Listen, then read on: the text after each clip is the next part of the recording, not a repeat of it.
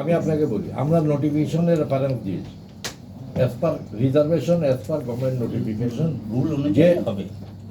Notification, এই notification আমাদের ছিল।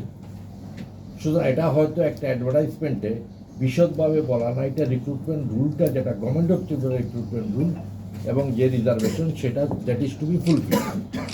ঘটনাটা কোন জায়গায় হয়েছে, ইট ইজ অল ওভার ইন্ডিয়ার কথা নেই, শুধু ত্রিপুরার ক্ষেত্রে আছে।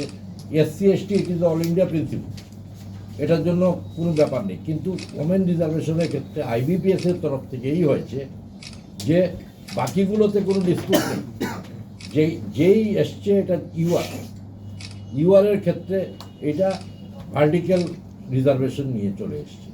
ভার্টিক্যাল রিজার্ভেশন হওয়ায় ওমেন রিজার্ভেশন কিছু বেড়ে যাওয়ায় যারা মার্কস পেয়েছে, ছেলেরা যারা মার্কস বেশি পেয়েছে তারা ডিপ্রাইভড হয়েছে, রিজার্ভেশন ফেসিলিটি ওমেনদের পেয়ে গেছে, কিন্তু ইট অ্যাক্সিডেড 33%। এটার উপরে আমরা মানে ওয়ার্কআউট করছিলাম। সত্যটা সত্যই, আমরা সত্যনিষ্ঠ সংবাদ আমরা দেব আপনাদের, আপনারা নিশ্চিত থাকুন।